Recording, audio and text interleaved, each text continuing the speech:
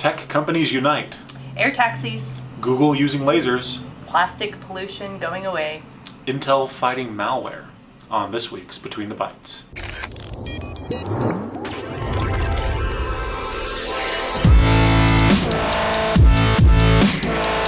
Welcome to Between the Bytes, where we are not as smart as your average nerd. I'm Gary Arnold. And I'm Sandra Smith.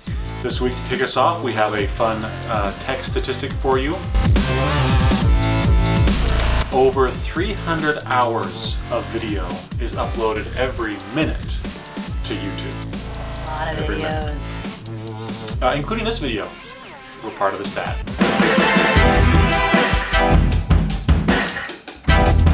To kick off this week's tech news, we have a story about 34 tech companies uniting to sign a cybersecurity tech accord.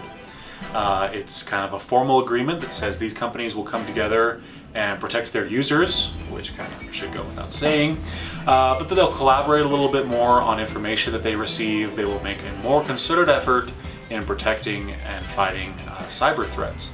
Companies that have signed it include Microsoft and Facebook, Dell, and others. A few notable absences are Amazon and Apple, so we'll see what happens. So a company called Volocopter has unveiled some plans for an air taxi. These air taxis would use the top of skyscrapers to land on a pad. Helicopter would go through a conveyor, drop off passengers, swap out a battery because the batteries are electric, pick up passengers, and then go to the other side and take off. The batteries only last about 30 minutes. And so, it's really good for short little hops around town. But the company says that it'll take about 10 years to get their plans up and running. But never know, might be helpful. Cool idea. Google has started an open heritage project.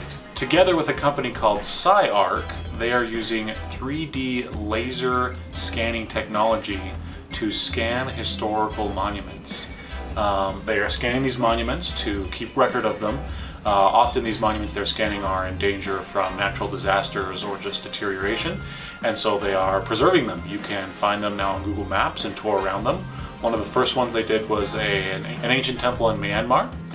Really cool to look at, really cool technology, and good use of laser technology, so check it out.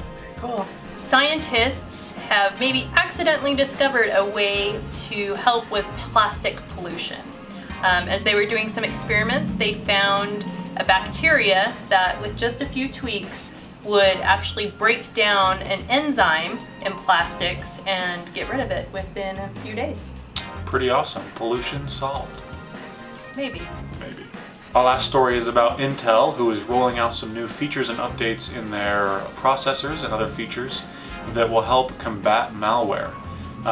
Due to their recent PR fiasco of Spectre and Meltdown, see more at Executech.com, Intel is doing a big push on ways to help protect and prevent these sort of cyber threats. They have a new way of using your computer's GPU to automatically look for the malware that is typically hidden, and so they have new scanning features and things. This week in tech history.